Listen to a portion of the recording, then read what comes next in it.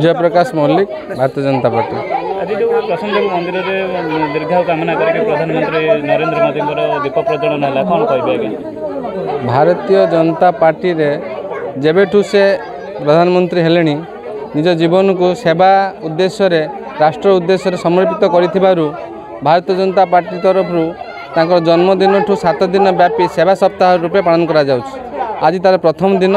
आज एमिति एक संजोग विश्वस्रष्टा विश्वकर्मा पूजा सहित राष्ट्र विश्वकर्मा भारतर विश्वकर्मा प्रधानमंत्री आज जन्मदिन। यही दिन में आम तांकर दीर्घायु कामना करुछु। एमिति जड़े जुगजन्मा प्रधानमंत्री आम राष्ट्र भविष्य में केवे पाइबा आम आशा रखी नौ किंतु तांकर जो आज 75तम जयंती से सताई हूँ समर्पण भाव अच्छी राष्ट्रपाई दीर्घायु सुस्थ रखिले से आउरी देश में सेवा करें। तापाई आज वासुदेवपुर नगर मंडल तरफ सीनियर विधानसभा नेता वरिष्ठ नेतृत्व उपस्थिति रे आज बाबा प्रसन्नदेव पाखे दीर्घायु कामना कर प्रदीप प्रज्वलन कलु। आज दिन में नगर मंडल तरफ भारतीय जनता पार्टी तरफ सारा वासुदेवपुर विधानसभा नगर मंडल विभिन्न मंडल में वृक्षरोपण सफेई वृद्धाश्रम मिष्टान बंटन सकाळु मध्य आम यही प्रसन्नदेव मंदिर में जो तुलसी चढ़ईलु एवं माँ पाई गछटे कार्यक्रम आम आज जो राष्ट्र आरंभ कर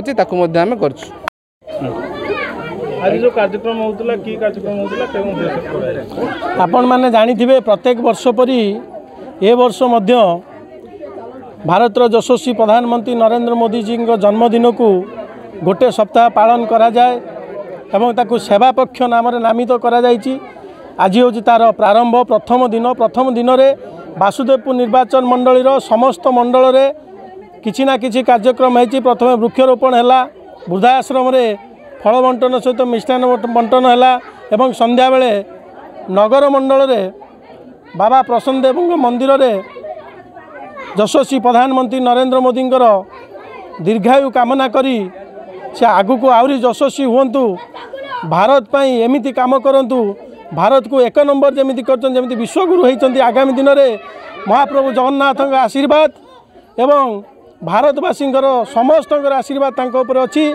सेति आज आम प्रदीप प्रज्वलन कलु। नुआ नुआ खबर जानिबा पई आमो LN TV को लाइक शेयर और सब्सक्राइब करंतु।